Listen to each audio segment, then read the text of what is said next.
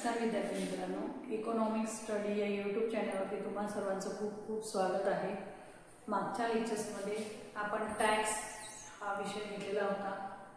टॅक्समध्ये आपण म्हणजे कर, सरकार जे सर्वसामान्य व्यक्तींवरती कर लावतं या कराच्या संकल्पना आपण समजून घेतली होती। त्याचबरोबर प्रत्यक्ष कर आणि अप्रत्यक्ष कर याविषयी म्हणजे डायरेक्ट कर, इनडायरेक्ट कर याच्याविषयी संकल्पना, त्याचा अर्थ संपूर्ण आपण मागच्या लेक्चर्समध्ये शिकलेलो होतो। आजचा हा आपला लेक्चर आहे तो म्हणजे प्रत्यक्ष कर आणि अप्रत्यक्ष कराचे फायदे तोटे किंवा त्याला गुण दोष असं सुद्धा आपण म्हणू। काय म्हणजे प्रत्यक्ष आणि अप्रत्यक्ष म्हणजे फक्त आजच्या लेक्चरला आपण म्हणजे गुण आणि दोष दोघं बघत आहोत। काय बघत आहोत? गुण आणि दोष, फायदे तोटे इथं मी लिहून देते पहा, गुण आणि दोष। परीक्षेला हा प्रश्न दोन्ही पद्धतीने विचारला जाऊ शकतो। जर परीक्षेला असं विचारलं गेलं प्रत्यक्ष कराचे फायदे तोटे लिहा किंवा स्पष्ट करा किंवा प्रत्यक्ष कर किंवा जेव्हा स्पर्धा परीक्षेमध्ये एखादा प्रश्न विचारला जातो तेव्हा याच्यामधला एखादा पॉईंट घेऊन हा प्रत्यक्ष कराचं उदाहरण आहे किंवा अप्रत्यक्ष कराचं आहे किंवा त्याच्यावर आधारित प्रश्नांमधले विचारले जातात। आलं लक्षात? म्हणून आम्ही हे पॉईंट घेत आहे। आलं लक्षात? त्याचबरोबर असे विचारलं जातो की प्रत्यक्ष कर आणि अप्रत्यक्ष कराचे गुण आणि दोष स्पष्ट करा असाही असू शकतो प्रश्न। म्हणून मी दोन्ही पद्धतीने तुम्हाला सांगून देते किंवा ते शिकवायला घेतलेलं आहे। कारण एकच आहे की परीक्षेला त्याच्यावर आधारित प्रश्न विचारला जातो। 110% परीक्षेला प्रश्न हा पाहायला मिळतोच। जे SY, FY, SY चे विद्यार्थी आहेत त्यांना सुद्धा परीक्षेला हा प्रश्न असतो। स्पर्धा परीक्षेचा जे अभ्यास करतायत त्यांना सुद्धा एखादा याचा पॉईंट असतो आणि त्यावर आधारित प्रश्न विचारला जातो। यासाठी मी हा आजचा लेक्चर आपला कशाचा ठेवलाय, प्रत्यक्ष कर आणि अप्रत्यक्ष कर। त्याला इंग्लिशमध्ये डायरेक्ट टॅक्स आणि इनडायरेक्ट टॅक्स असं त्याला म्हटलं जातं। आलं लक्षात? अधिक वेळ न वाया घालता आपण आपल्या आजच्या लेक्चरला सुरुवात करू। लेक्चरला सुरू करायच्या अगोदर मी सर्व विद्यार्थी मित्रमैत्रिणींना एकच सांगेन, लेक्चर स्किप न करता पहा, पूर्ण पहा, जेणेकरून तुमची संकल्पना क्लिअर होईल। जर संकल्पना क्लिअर झाली नाही तर तुम्हाला अपूर्ण माहिती असल्यामुळे तुम्ही प्रश्न चुकवू शकता। तर असं करायचं आहे। यासाठी पूर्ण लेक्चर्स बघणं गरजेचं आहे। लेक्चर्स आवडल्यास लाईक करायचं, सबस्क्राईब करायचं आणि मित्रमैत्रिणींना शेअर करायचं जेणेकरून त्यांनाही त्याचा फायदा घेता येईल। यासाठी सोप्या भाषेत कमी वेळात जास्तीत जास्त माहिती पुरवण्याचा प्रयत्न करायचा हा उद्देशाने मी हा लेक्चर्स घेऊन आलेली आहे। चला तर विद्यार्थी मित्रांनो, आज आपण बघू प्रत्यक्ष कर आणि अप्रत्यक्ष कर त्याचे फायदे। प्रत्यक्ष कर कशाला म्हणतात तर प्रत्यक्ष कर म्हणजे काय असतं तर सरकारने एखाद्या व्यक्तीला लावलेल्या सक्तीचं अंशदान असतं। काय असतं ते? सक्तीचं अंशदान असतं। म्हणजेच काय, त्याचं उदाहरण आपण घेतलं होतं तर त्याचं आहे आयकर हे उदाहरण सांगितलं होतं। इन्कम टॅक्स जो सरकार प्रत्येक व्यक्तीवरती लावत असतो आणि प्रत्येक व्यक्तीवरती लावल्यानंतर तो प्रत्येक व्यक्तीला स्वतःलाच भरावा लागतो, तो इतरांवरती ढकलू शकत नाही। म्हणून त्याला आपण काय म्हणतो? प्रत्यक्ष कर। प्रत्येक व्यक्तीला तो स्वतः प्रत्यक्ष आपल्या खिशातून भरावा लागतो, यासाठी त्याला प्रत्यक्ष कर असं म्हणतात। आयकर हे त्याचं सर्वात महत्त्वाचं उदाहरण आहे की इन्कम टॅक्स प्रत्येक व्यक्तीला सरकार लावत असतं आणि ते प्रत्येक व्यक्तीला स्वतःला स्वतःच्या खिशातून भरावा लागत असतो। ते आपण इतर कोणावरती लादू शकत नाही। आलं लक्षात? तर त्याचे फायदे काय किंवा त्याचे गुण काय आहेत हे दोघं आपल्याला बघायचे। त्याचबरोबर आपण पुढे पहिला हा पॉईंट पूर्ण क्लिअर करून घेऊ, नंतर आपण या पॉईंटकडे बघू। आलं लक्षात? तर प्रत्यक्ष कर म्हणजे काय तर प्रत्येक व्यक्तीला स्वतःला भरावा लागणारा हा कर आहे। आयकरच्या माध्यमातून प्रत्येक व्यक्तीवरती सरकार हा कर लावत असतं। आलं लक्षात? त्याचे फायदे काय आहेत? पहिला फायदा काय तर समता तत्व निर्माण होतं। त्याचा फायदा किंवा त्याचा सर्वात महत्त्वाचा गुण काय आहे? प्रत्यक्ष कराचा सर्वात महत्त्वाचा गुण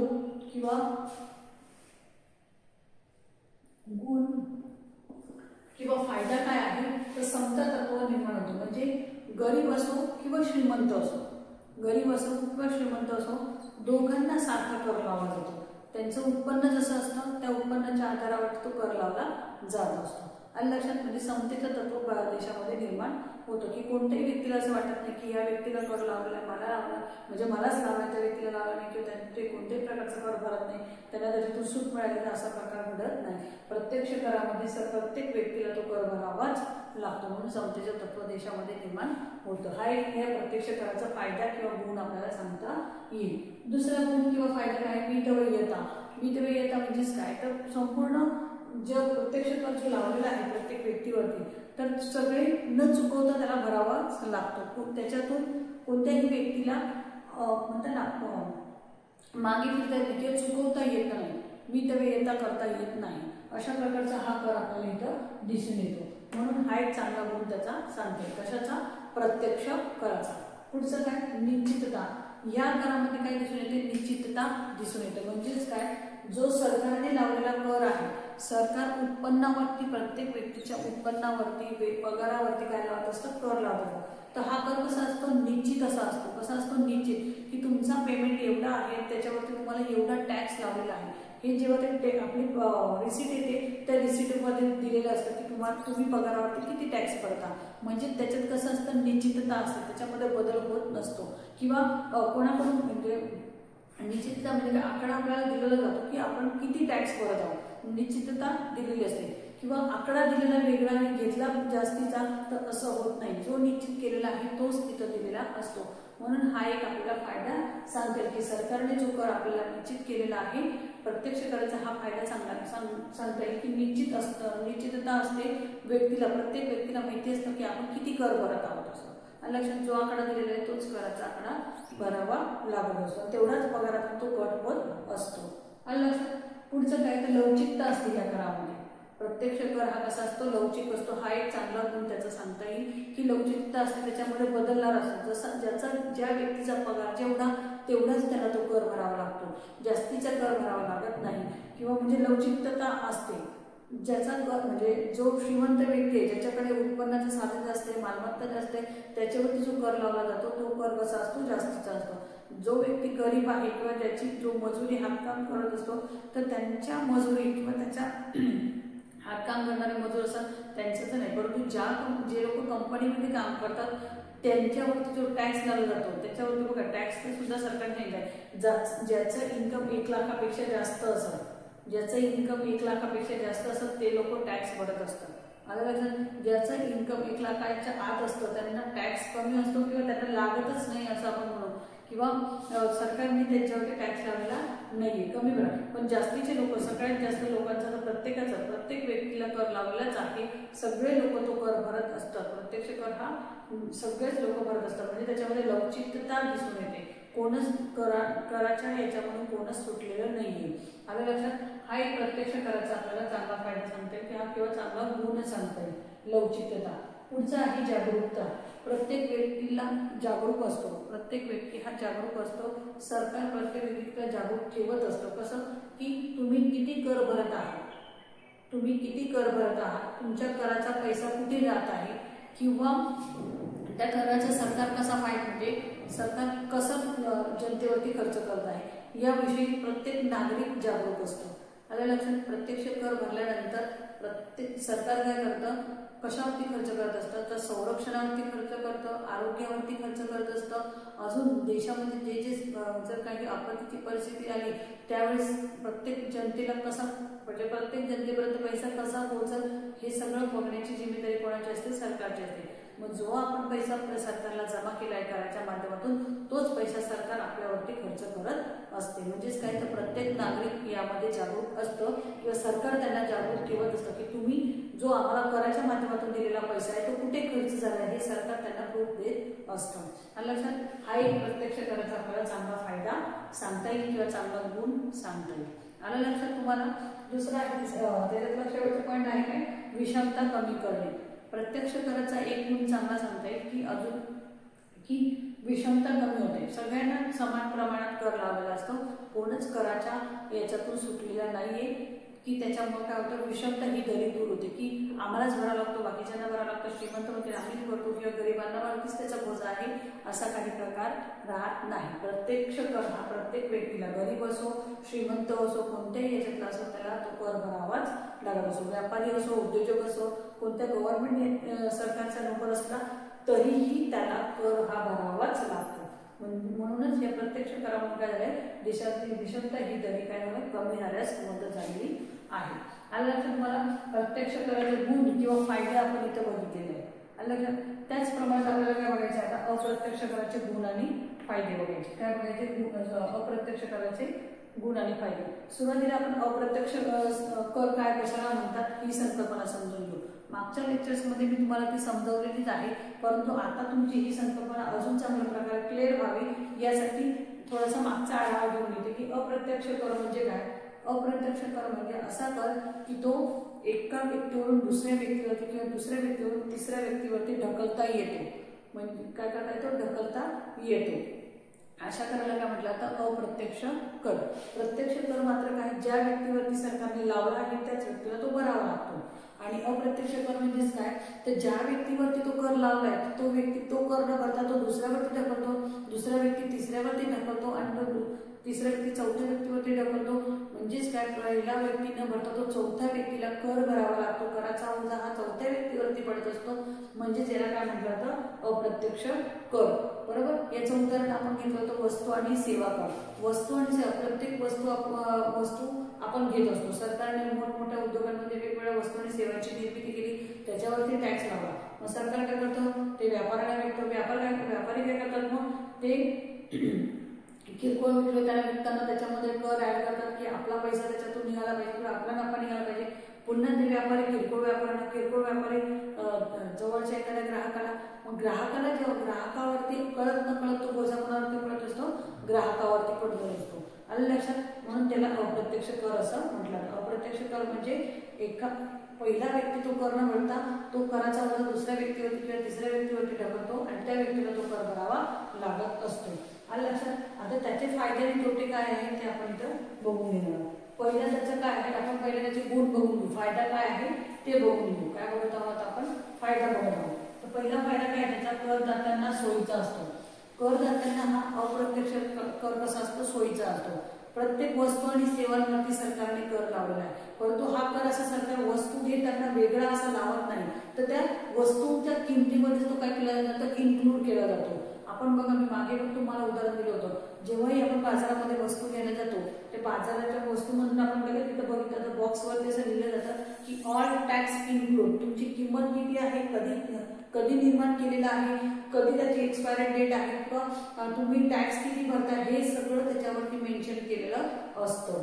लक्षात. प्रत्येक वस्तूमध्ये किंवा सेवांमध्ये आपण कर भरत असतो. आपल्याला तो वेगळा असा मोबदला सरकारला द्यावा लागत नाही. हा एक चांगला फायदा अप्रत्यक्ष कराचा सांगता येईल. दुसरं काय आहे तर कर चुकवेगिरीला आळा बसवता येतो. आता बघा, प्रत्येक व्यक्ती काय करत असतात, कर चुकवण्याचा प्रयत्न करत असतात. प्रत्येकाला असं वाटत असतं की आपण हा कर हा जास्तीचा आपल्याला, प्रत्येकाला आवडतो तो कर भरायला, कोणालाही जास्तीचा पैसा कोणाला द्यायला आवडत नाही. मग सरकारला आपण का द्यावा असं प्रत्येक व्यक्तीला वाटत असतं. परंतु प्रत्यक्ष करामध्ये कसं, प्रत्यक्ष कर हा चुकवता येतो, परंतु अप्रत्यक्ष कर मात्र चुकवता येत नाही. का चुकवता येत नाही, कारण की प्रत्येक वस्तू आणि सेवांमध्ये तो ऑलरेडी इन्क्लूड केलेला असतो. तुम्ही प्रवास जरी करत असता, बसने प्रवास करा, ट्रॅव्हल्सने प्रवास करा किंवा तुम्ही ट्रेनने प्रवास करा, त्या प्रत्येक तिकिटामध्ये तुम्हाला लिहिलेलं असतं की तुम्ही प्रवासाबरोबर तुमचा रेल्वेचा टॅक्स सुद्धा तुम्ही तिथं भरत आहात, की प्रवासाच्या तिकिटाचा टॅक्स सुद्धा तुम्ही तिथं भरत आहात. म्हणजे प्रवासाचा जो खर्च आहे किंवा टॅक्स आहे तो सुद्धा तिथे इन्क्लूड केलेला असतो.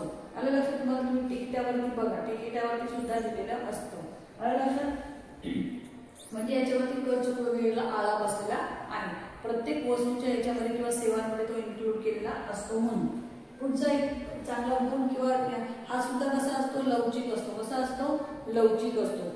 जसा व्यक्ती आहे तशा ज्या व्यक्तीने जशा प्रकारची वस्तू घेतली आहे, जशा प्रकारची सेवा घेतलेली आहे, त्या प्रकारचा तेवढ्या प्रकारचा त्याला कर भरावा लागत असतो.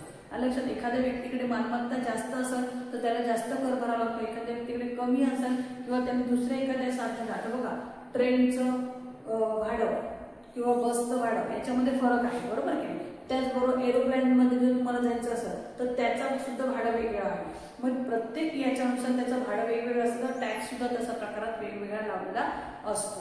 आणि लक्षात. म्हणजे त्याच्यामध्ये कशी असते, लवचिकता असलेली आपल्याला दिसून येते. लाभकारक सामाजिक परिणाम म्हणजेच काय, समाजाच्या दृष्टीने तो एक लाभकारक आहे. का लाभकारक आहे, सरकारला आपण जेवढा कर देतो तोच पैसा सरकार काय करतो, सरकारच्या सर्वात म्हणतात ना, उत्पन्न मिळवण्याचं सर्वात महत्वाचं आणि जास्तीचं साधन जे आहे ते काय आहे, कर आहे. जेवढा आपण सरकारला कर भरू तेवढाच सरकार काय करत, तो पैसा आपल्यावरतीच खर्च करतो. कधी खर्च करतात मग? संरक्षणावरती खर्च करतात, आरोग्यावरती करतात, शिक्षणावरती करतात आणि वेगवेगळे जे मोठमोठे उद्योग आहेत, म्हणजे विद्युत उद्योग असतात, जल उद्योग असतात, जे काही मोठे मोठे उद्योग आहेत त्या उद्योगांवरती कोण खर्च करत असतं? सरकार खर्च करत असतं. आणि लक्षात म्हणजेच काय तर लाभकारक आणि सामाजिक परिणाम, लोकांच्या लाभाच्या दृष्टीने तो कर भरावा लागत असतो आपल्याला. आलं लक्षात? म्हणजे अप्रत्यक्ष कराचा हा एक चांगला फायदा सांगतोय की अप्रत्यक्ष कर हे समाजाच्या दृष्टीने लाभकारक आहे.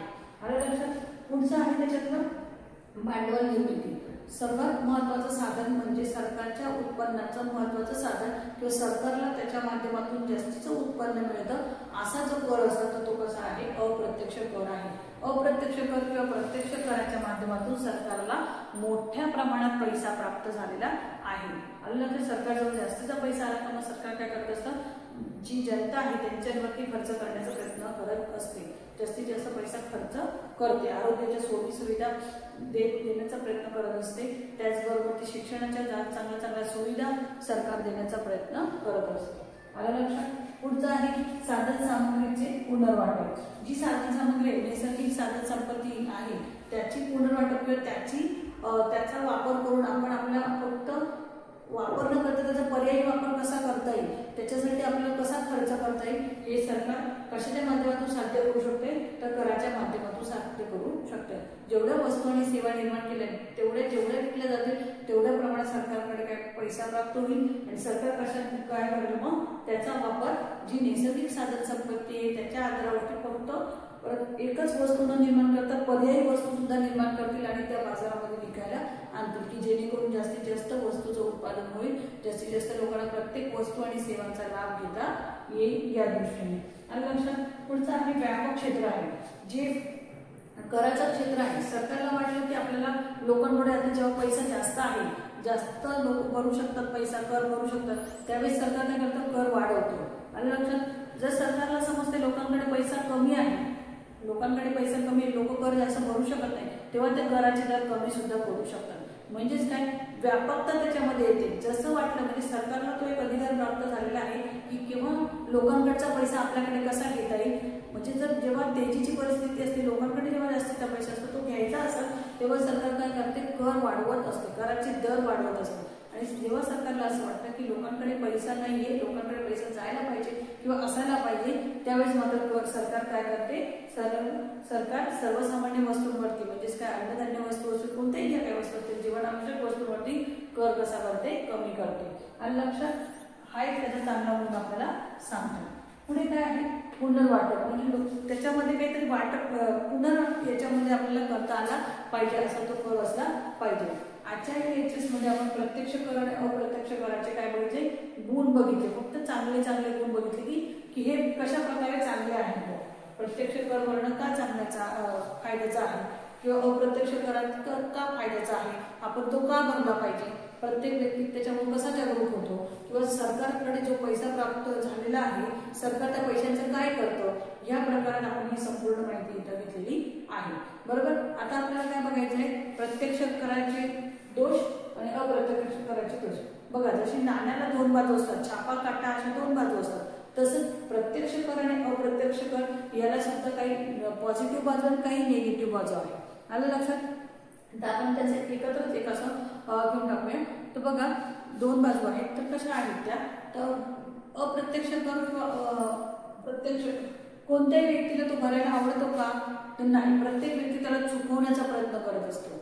बरोबर की नाही? तो कसा चुकवता येईल हा प्रत्येक व्यक्ती, कोणालाही असं वाटत नाही की आपण हा कर भरलाच पाहिजे. आणि लक्षात, परंतु हा सक्तीचा कर असल्यामुळे लोक काही प्रमाणात काय करतात? चुकवतात. म्हणून हा एक त्याच्यातला दोष आपल्याला दिसून येतो. काही वेळेस काय होतं? सरकार काय करतं? जास्तीचा कर लावतं. म्हणजे जास्तीचा कर लावल्यावरती लोकांना ते भरणं शक्य होत नाही, म्हणून लोक चुकवण्याचा प्रयत्न करत असतात. हा एक त्याचा दोष सांगता येईल. किंवा अजून त्याच्यात दुसरा एक आपल्याला एक काय सांगता येईल की संपूर्ण व्यापक एवढी जी संकल्पना आहे, व्यापक संकल्पना असल्यामुळे काय झालेलं आहे? प्रत्येक व्यक्ती म्हणजे ह्या कराच्या याच्यातून ओझ्या करून कोणीही चुकलेलं नाहीये. भरपूर वेळा याचा एक दोष असं सांगते की एखाद्या व्यक्तीचं उत्पन्न कमी आहे, उत्पन्न कमी असताना सुद्धा जर कराचे दर वाढलेले असतील त्यावेळेस मात्र त्या लोकांना काय होतं, स्वतःचा पैसा कमवलेला आहे, घराच्या उदरनिर्वाहापेक्षा त्यांना करामध्येच मोठ्या प्रमाणात पैसा खर्च करावा लागत असतो. आलं लक्षात? भरपूर वेळा लोक त्याच्यामुळे सुद्धा काय होतं, कर चुकवायचा प्रयत्न करत असतात. हा एक त्याचा दोष सांगता येईल. काही वेळेस असे एक दोष सांगता येईल की जे श्रीमंत लोक आहेत ते काय करतात, त्यांच्याकडे मोठ्या प्रमाणात संपत्ती असते, मग या संपत्तीवरती जास्तीत जास्त कर लावला जातो. मग हा कर कसा चुकवता येईल, तर काही जे इन्कम टॅक्स म्हणजे जे असतात ते म्हणतात मध्यस्थी किंवा काही व्यक्ती असं ऍडजस्ट करून ते काय करतात, मग तो कर चुकवण्यात त्यांना पैसे ऍडजस्ट करून देतात आणि आपला कराचा दर कमी करून घेतात. अशा प्रकारे सुद्धा लोक दर कमी करताना किंवा कर चुकवताना आपण पाहिलेले आहे. अशा प्रकारे आजचं जे महत्वाचं आहे परीक्षेच्या दृष्टीने जे तुम्हाला परीक्षेमध्ये विचारलं जाणार आहे ते मी तुम्हाला आजच्या या लेक्चर्समध्ये संपूर्ण घेतलेलं आहे. आलं लक्षात? प्रत्यक्ष कर किंवा अप्रत्यक्ष कराचे गुण आपण पाहिलेले आहेत, चांगल्या प्रकारचे गुण बघितले की कर भरणं का गरजेचं आहे किंवा आपण जो पैसा सरकारला कराच्या माध्यमातून देतो त्याचा वापर सरकार कशा प्रकारे करतो, कशावरती खर्च करतो, या संपूर्ण याची आपण माहिती या लेक्चरच्या माध्यमातून घेतलेली आहे. प्रत्यक्ष कर आणि अप्रत्यक्ष कर. आलं लक्षात? परीक्षेला याच्यावर आधारित प्रश्न पाहायला मिळतात, 100% प्रश्न असतो. म्हणून सर्वांनी हा लेक्चर स्किप न करता पहा आणि परीक्षेला कोणत्याही प्रकारच्या चुका करू नका. सोपा प्रश्न आहे एकदम. आपण याच्यामध्ये म्हणजे दैनंदिन जीवनावरती आधारित हा प्रश्न आहे, असा कोणताही वेगळा प्रश्न नाही. आलं लक्षात? म्हणून लेक्चर्स पूर्ण पहा. लेक्चर्स आवडल्यास लाईक करा, सबस्क्राईब करा, मित्रमैत्रिणींना शेअर करा. पुढच्या लेक्चरला भेटूया आपण. पुढच्या लेक्चर्समध्ये आपल्याला नवीन घटक घ्यायचा आहे. नवीन घटक घेण्याचं कारण एक असं की प्रत्येक याच्यावरती मी एक सविस्तर लेक्चर आणि मग MCQ. आता पुढच्या लेक्चर्समध्ये मी तुम्हाला MCQ टाकेल की जेणेकरून तुम्हाला प्रत्यक्ष कर आणि अप्रत्यक्ष करावरती कशा प्रकारचे प्रश्न विचारले जातात हे तुम्हाला लक्षात येऊन येईल. आणि लक्षात म्हणजे तुमचा तोही अभ्यास इथून होऊन जाईल. आणि सविस्तर मात्र फक्त तोच लेक्चर बघायचा असं नाही करायचं, पहिले कन्सेप्ट समजून घ्या आणि मग त्याच्यानंतर त्या प्रश्नांची उत्तरं देण्याचा प्रयत्न करायचा. मग प्रश्न तुम्हाला समजतील आणि त्याचं उत्तरही तुम्हाला लिहिता येईल. आलं लक्षात? म्हणून पहिला हा सविस्तर लेक्चर बघून घ्यायचा, मग तो लेक्चर्स बघायचा. आलं लक्षात? काय अडचण असेल तर तुम्ही कमेंटच्या माध्यमातून मला नक्कीच विचारा. लेक्चर आवडलं असेल तर लाईक करा, सबस्क्राईब करा आणि तर कमेंटच्या माध्यमातून तेही मला सुचवा की तुम्हाला हा लेक्चर्स आवडलेला आहे. काही अडचण असेल तेही तुम्ही मला सुचवा, म्हणजे मी काहीतरी बदल करण्याचा प्रयत्न करेन. आलं लक्षात? भेटूया पुढच्या लेक्चरला नवीन पॉईंट घेऊन, नवीन एखादा सविस्तर लेक्चर घेऊन. तोपर्यंत धन्यवाद.